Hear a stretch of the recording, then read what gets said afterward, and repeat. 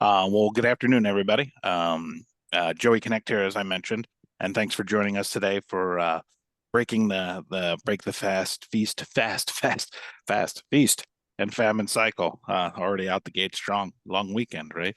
Um, so appreciate everybody's time around this, and I really love this topic because it substantially helps companies and obviously there's a lot of folks who have signed up for this webinar. So there's a spectrum here, right? Some of you might be ICs, individual contributors, basically your own private consulting business, and then you get into like small, medium size, right? And then you get into enterprise. We work with all, but one of the biggest challenges of why they came to us was they were trying to find ways to break the feast or famine cycle. And so again, when I do these webinars, if some of you have been on ours in the past, like I do quite a bit of education and just kind of alignment, some assessment for yourself to kind of figure out where maybe your problems lie.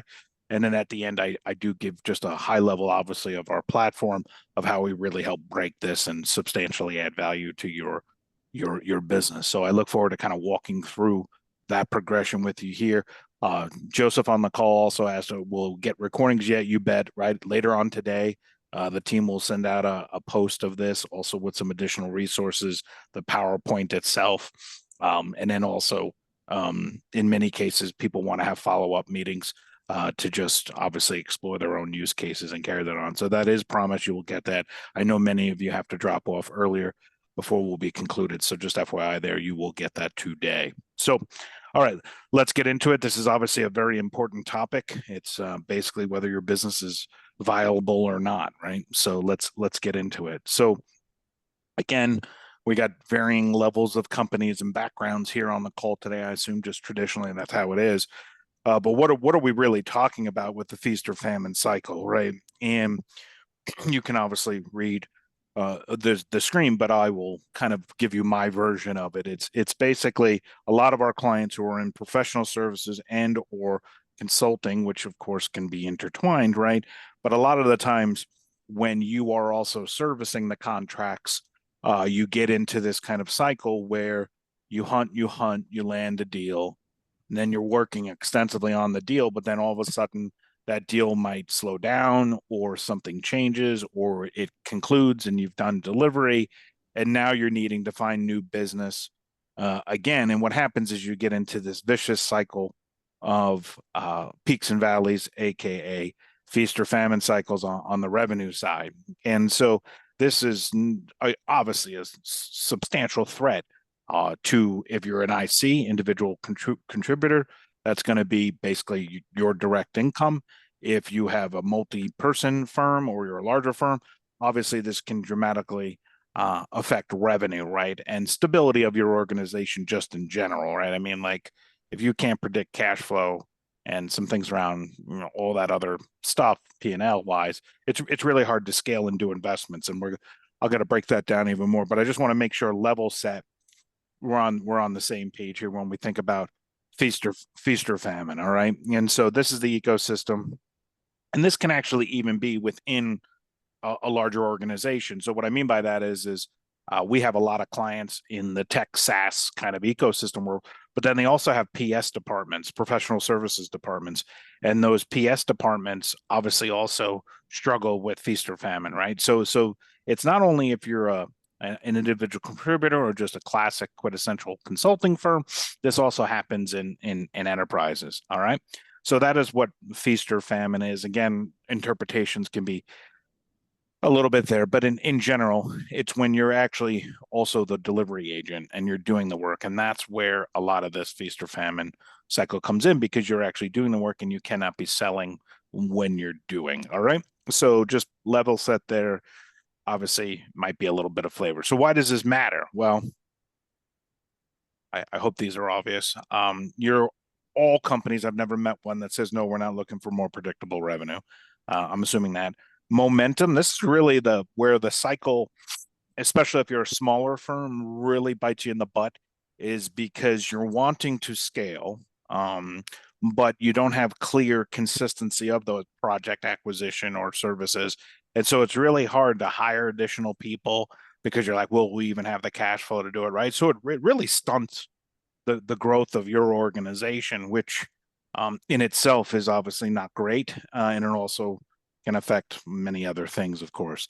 Cross sell and growth strategies. Why that's in here is because a lot of the philosophies we help our clients with is not only acquiring NBD, new business development, aka brand new logos, but it's also how to properly nurture existing clients and cross selling them on other services you might. And I'll park for a second to share a story because probably this, unfortunately, has probably happened to everybody on this call, including myself.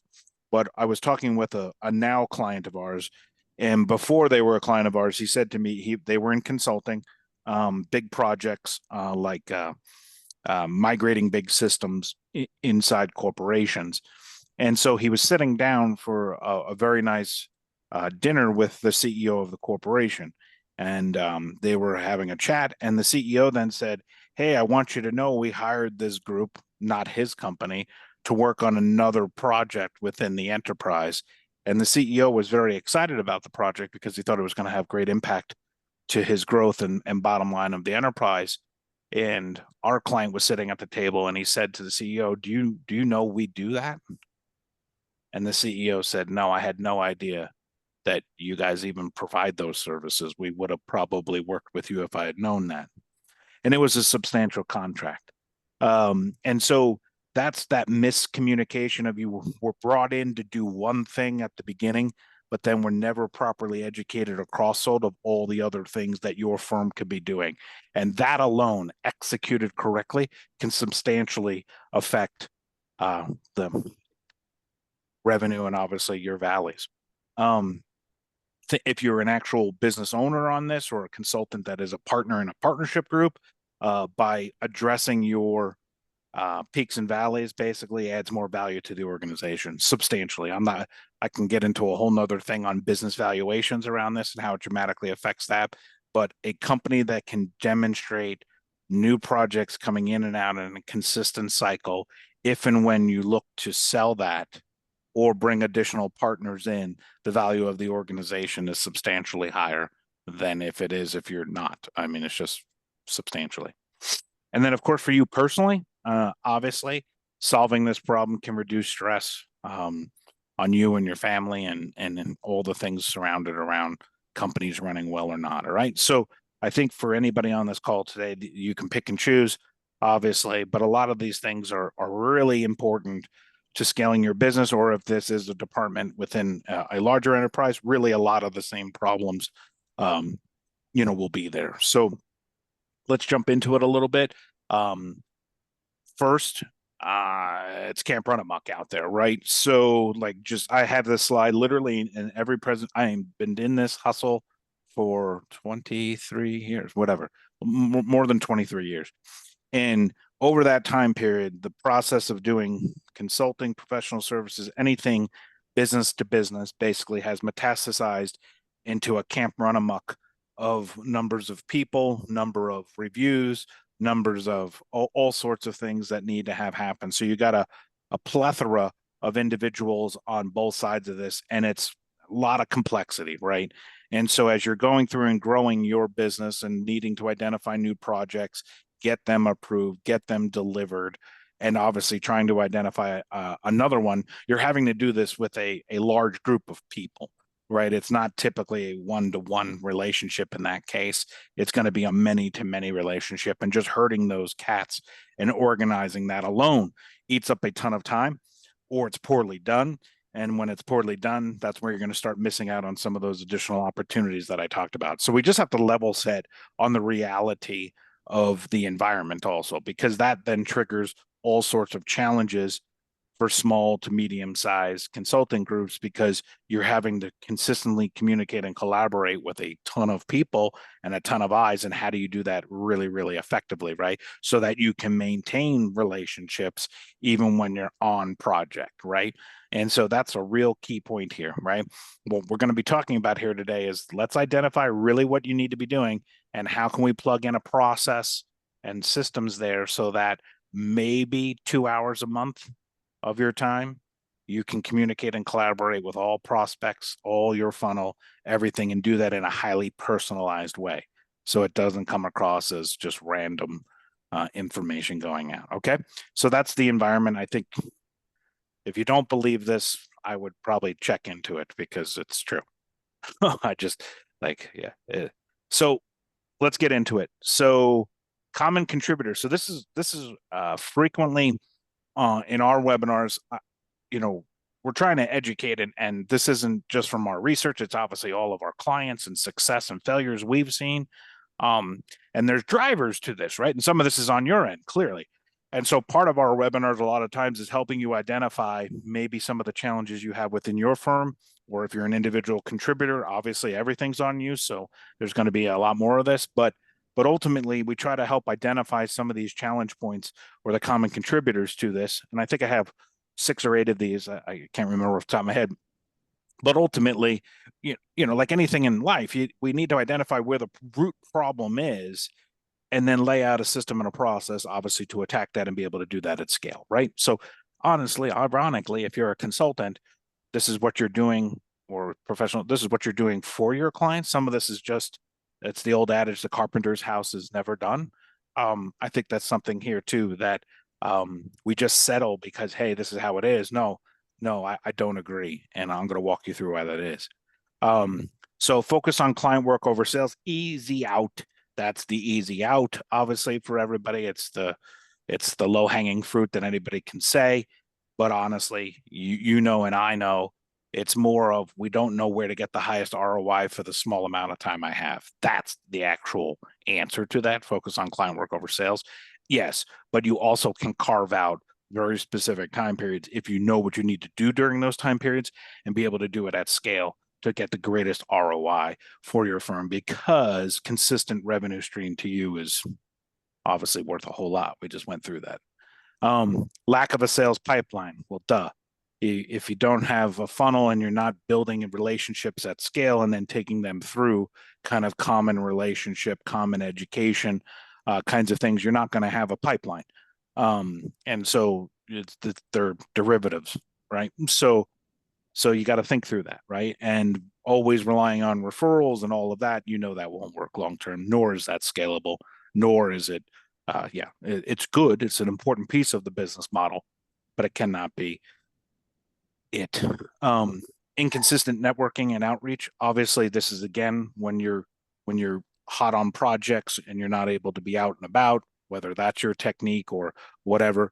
But every time you're somewhere, I like to think, because it feels like, and a lot of times conversations with consulting and professional services, or what I would think of like high relationship sales, um, is, it's more of compound interest than you're going to go get 100 leads today. But when you get an individual, when you're playing golf or you're at a lunch or you're at a chamber event or wherever it might be, it's getting them into a proven process and system, and so that over time your base is just getting larger and larger and larger, and those people have relationships. And then so a lot of times you're looking at, I feel like, I don't like to usually use emotional kind of conversation like that in business, but I feel like sometimes when you're talking about this, feast or famine, it feels like it's an insurmountable hill because you got to do so much today. And you're like, I don't have 3 weeks to do this. No, it's about very small, I would frequently say Kia, Camry, Cadillac, of just compounding interest. Get it started, and then you can then scale that, and you will see the returns. And so just work with me on that. But I think you're understanding what I'm saying. Sometimes you want to get there, but you don't have to get there in one lump, like one jump. And I think that's a lot of times why people struggle with this concept. You're also going to say, well, I don't have a dedicated sales team, right? Again, that's an out. And so, yes, that might be true. Or in some cases, you might have some, and that's the sales team's challenges. Another one, it's not really uh, uh, failure to productize services. We kind of help our clients. That's not what we do, but a lot of times when we meet with our clients and they're telling us all the things they're doing and their professional services or consulting mining, we help them kind of convert that into more of a productized sale and a productized onboarding and a productized delivery and post feedback, like metrics and returns and stuff, right? Because it's taking sometimes very complex concepts and making it feel more where they're able to take something and it's easier for them to communicate and collaborate that internally when you're trying to sell them something. So selling them kind of a philosophy of a product or a process that you're selling. If you're doing consulting, you're probably selling a framework or a process, right? So we try to help our clients productize that for the sales process and the onboarding process, and of course the cross sell.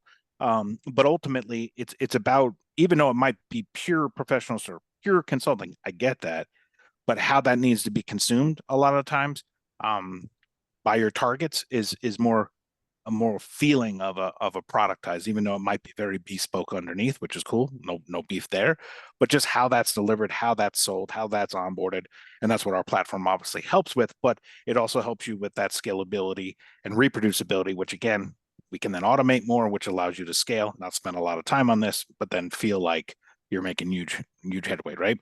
Um, Challenges again, relying solely on referrals. Hey, we get a ton of referrals ourselves as an organization, but that's not our growth strategy, right? That's just not, yeah, it's just not. And what you're going to get in a lot of referrals, because everybody knows in this line of work, timing is key. So you can meet with somebody right now, and we do a lunch today, and we're like, hey, we like each other and everything, but you're like, hey, we're doing an ERP transformation in 2 years. Okay, great. So how are you going to nurture that person over the next 2 year period? Because you're not going to be the only one hunting them. Other people are going to come in and try to steal that opportunity from you, right? So there's a lot of different phases in all of this. So referrals, it isn't always an active referral like they're going to close in the next 3 months, right? Many of you also are working on projects that might take 2 or 3 years to do the deal on the sales side. So you can see there's a lot of opportunity for things to be stolen, capitalized by other people. All sorts of things can happen there, right? And that's what the long sales cycles are, right? A lot of times in professional services, you're dealing with long sales cycles. You're dealing with a lot of constituents, especially as it starts to become reality, right? Like as the project starts to come in or the opportunity starts to feel like it's going to be real, a lot more people get involved. And I frequently say, like, just I'm 48. So when I was growing up in New York City, Biggie Smalls was a big rapper, and his favorite tagline was more money, more problems, right? And so, as you guys all know, if the project dollar amount or consulting dollar amount gets to certain levels, all hell breaks loose. There's going to be a ton of people, being involved in all phases of that project. Okay. So let's jump so these are all contributors, right? And I think hopefully you mind map some of these to your challenges and your firm or department. Um, and then even more here, we have kind of, you got to analyze yourself. Or am I reactive selling or am I proactive selling? Now, obviously, everything we work for with our clients is to get you to be proactive selling and being able to do that in some level of scale. And that's very, very important because that's how you maintain and grow your funnel. And then those things start trickling down into real project opportunities, right? And so that's real. It's just like law enforcement, proactive, reactive. We all want proactive, right? Limited marketing efforts. Again, when you're a one man, one lady shop or two person, like it's hard. So you got to have kind of clear things. And then cash flow pressures. I talked about that at the onset. When you're feast and famine, it's hard for you to air quote invest in the future with more resources, more team, unless there's high confidence in kind of where you're going, and that's just a business decision and a risk. And so, how do we mitigate that the most? So why I frame everything like this, the common contributors, feast or famine, right? All of this is, we were very blessed many years ago to have clients like you guys that came to us and basically said, Joe, we're struggling kind of in the entire client life cycle, which is not only selling them, it's onboarding them or delivery, for projects, and then cross selling them, right? And so when you think about that end to end cycle, that's where you can start to create consistency of engagement across that entire life cycle and be able to do things at scale and actually start to bust down these peaks and valleys, which is kind of the terminology we use internally.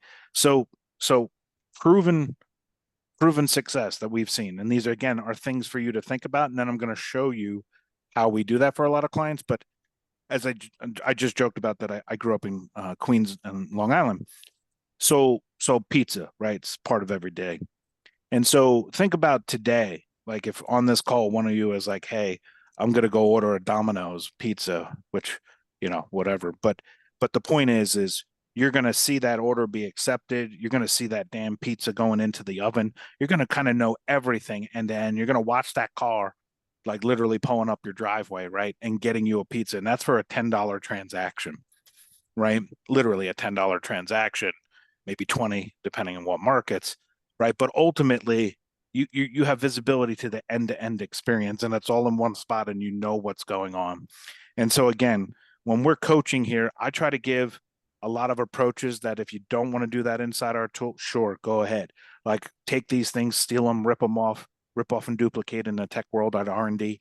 But ultimately, I'm trying to share with you things we know that work and can substantially help you break these feast or famine cycles. Just reality. There isn't one thing. You got to break quite a few things to get there. So end-to-end experience of that, because just as important as getting the first project is getting the second, the third, and the fourth. And everybody knows that people want to kick the tires with you also, right? Where back in the day, I could sign $1 million contracts pretty frequently with very few people involved. Da da da da da.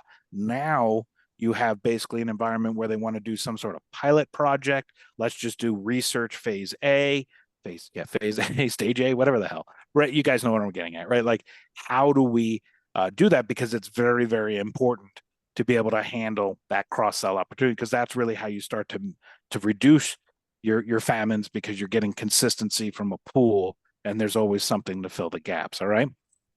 Next one, centralize everything. Like again, the whole point of modern business, modern B2B is it's multiple stakeholders on both sides. So if you aren't bringing things together into one centralized environment for access, everybody on this call has Netflix. I don't have to guess. The reason is because it's on demand, it's centralized, you can consume it when you want, et cetera, et cetera. I'll be very frank. If you're dealing with a lot of executives in your consulting or professional services, the peak times where we see inside our platform where director, VPs, and higher, when they're in the platform, are traditionally in off hours, early morning, after 6 p.m. Central Time, Saturdays, Sundays after church. Literally, like you can just tell me the title and I'll tell you when they're going to get in. And so having things centralized is mission critical, because there's a lot of stuff going on throughout any of those phases of your business, and you want to have it centralized because they'll consume it on demand, just like you do at Netflix. And that seamless kind of lies into that seamless communication for stronger relationships. Again, you're going to have people in all different phases of the buy cycle. You're going to obviously be onboarding, and that's active doing a project with people. So you're communicating with maybe even a larger group of that. So again, centralization, key there. Okay. So I'm just giving you kind of hints that if you're doing some things on your own, or, you're not ready yet for complete systemization and scale, then these are some of the things you can start to do immediately. The other thing that is, I don't know. It's very important. I guess I can't. It's even more than important. We are very big on mutual accountability. All right. So as a consultant, and professional services, a lot of time you're working with other team members, obviously within the firm that you're working with, and they don't work for you. Obviously, they work with you. And so, how do you create a clear relationship and mutual understanding of what needs to be done? And this happens in all three phases of that life cycle that I'm talking about. So in the sales process, or what you would call project opportunity, right, where you're trying to align the problems, the needs, we call those mutual plans, right? That's a sales mutual plan or a project mutual plan. Then as you take that through the cycle, you then have handoff and onboarding mutual plans, which are obviously how are you deploying your project or whatever you're doing. I mean, obviously I'm keeping it general for the purposes of a webinar, but we obviously have many different approaches to ones depending on what they are. And then the same thing is account relationships, an account plan post project one being deployed, which is where you're going to do that cross sell, upsell opportunities come out of that. And all three of those are mutual. See, what you have to do, and what mutual plans do in a centralized environment, everything, is builds that trust and relationship where you are truly now a trusted conciliary to the client. And within that, you're helping them identify those phase two, phase three, phase four projects. This works. Just, it works. because you're establishing that relationship. You're establishing, I understand your business and enterprise, and here are my recommendations moving forward after the first one is deployed. Plus, we hope after you do your first project, you're somewhat sharing some sort of metrics and ROI to them to justify why they should spend more with you, which is we do like quarterly plans, QBRs, all sorts of things to help share metrics, reports, all go through our platform. So again, you're creating this personalized experience, taking them through, but it's mutual because the mutual is going to get things done on time. It's going to be delivered better. It's going to be on point, right? All of these things start to happen when it's not one way or the other way. The other important thing to consider, and I don't want to rant too long on mutual plans, and I'll show you one here in a couple minutes, but with the mutual plan concept, you got to remember, and you're all smart. I'm not telling you anything groundbreaking. It's just a combination of things dramatically and repeatedly done win. It's just reality. But with that said, so much of your consulting and conversations around you and your firm are done without you in the room. And so we call them workspaces, but that centralized environment related to the project is to help your internal champ. Where was your champion at the company who was really pushing your firm and trying to push the project done? They utilize these centralized environments, obviously, to tell your story better and defend your firm. Does that make sense? 90% of a sale is done without anybody in the room, meaning the sales are you, right? Same thing on onboarding or delivery of the project frequently is so just think through that and you'll start to see it's like adding 2 or 3 people to your firm without adding people to your firm. That's what the workspaces kind of do, and it's very, very powerful from that perspective. It's kind of the next one kind of tied into it.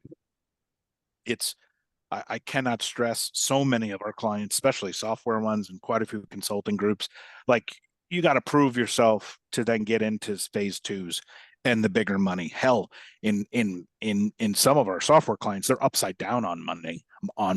Let's say, what was that? Upside down, right? Even on getting phase 1 because their CAC, customer acquisition cost, was so high, and so is yours, right? You got people involved there. Your CAC is extremely high, so you better be getting that money and consistency coming in the door.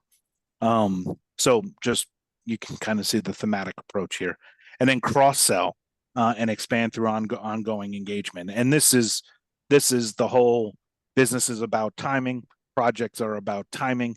Very few buyers are active buyers right at that moment, right? That's very few and far between. I think everybody understands that. You're going out there and casting a larger top funnel and then educating and then guiding customers through that ongoing engagement, basically, obviously, to get them to win. Okay, so you can steal a lot of those concepts. Go ahead. You can do mutual plans and all sorts of things on your own, but I will, and that's why you were on our site and we're interested about this, is you're obviously are looking potentially for a simple solution that adds a lot of value, and that's what our platform Engage does. So for consultants, we have kind of an end-to-end templated, you can customize, of course, a ton, basically a platform to basically guide your prospects, current clients, everything, all through a personalized, looks like it's a branded experience of your own firm through here. So let me just show you. Again, you didn't sign up for a demo here today, and I don't want to demo you. I will have personal conversations to help guide you there, but this is what we call a workspace. And so this is customer facing. Again, we're very big on customer facing. This syncs with CRMs. If you have a CRM, many of our consultant clients literally don't have CRMs. They just use our tool. But ultimately, what this provides is a secure, private environment to you and each one of your prospects and or customers. All right. So this workspace is between you and, in this case, a fake client called Falcon. Of course, this is all branded as you, and it can be secure where they log on. It looks like an extranet for you guys. I mean, it's unbelievable what we're able to deliver instantly for our partners. And then within these workspaces, you will drive your entire client lifecycle through here. So they are used for that initial sales, high level, top of the funnel, all the way through to closing that project opportunity, aka selling it, then delivering it, and then obviously cross-selling and nurturing and communicating to the client over time for the identification of those additional project opportunities. So all of that is done through here. We have proven templates, like it's very fast to get you set up. And then every one of your clients then has these now. With that said, you can do everything at bulk. So the amount of time it takes to nurture your clients, share resources, share an article, share a video of you talking about stuff, all instantaneous and fast to 200, 300, 8,000. We don't care how many prospects slash customers you have. That's not our, we don't care. What we do know is you need to be able to do it efficiently. So think of a world where you have your prospects and maybe 1 to 2 hours a month, you can fulfill all of your engagement needs with your funnel. Also, you can be leveraging this for current project opportunities for onboarding and status updates and all sorts of things that you're doing there. And then also communicating and collaborating cross-sell opportunities with projects that have already completed, but you're then working to cross-sell and upsell them. All of them in one place for them, everything centralized and complete visibility, reporting integrated with your email, everything. I'm not going to go too much further than that. But ultimately, I did mention at the core, what we know is a massive differentiator and what really defines whether or not it's successful or not is mutually accountability between you and the client drives success and get you way more money, way more wins, and way more visibility as to how things are going. And that's all done with something like this is just a sample, obviously, but we have many different ways of using our checklist and task system, obviously, to drive that.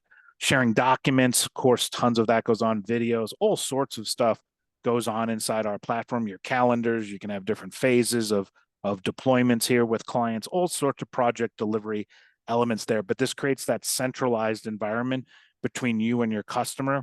And again, everything can be segmented and done in bulk so that you can spend very little time every month to have a huge impact and build that top of the funnel, middle of the funnel, and of course, people coming out of the funnel, new projects, and of course, cross-selling your existing clients all in one place.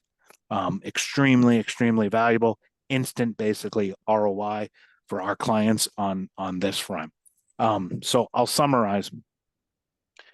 To break that feast or famine cycle, there's not one thing you have to do.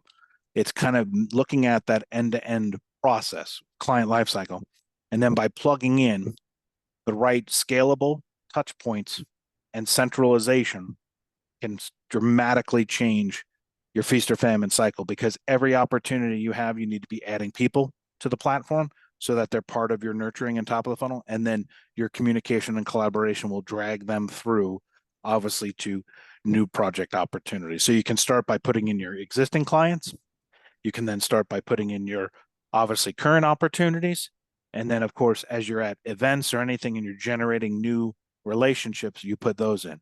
And then consistently over a period of time, you will have an end-to-end experience for you where you can dramatically cut the feast or famine cycle for your firm. And I don't care if you're a single contributor, literally seen it tons of times, mid-grade, mid-size firm.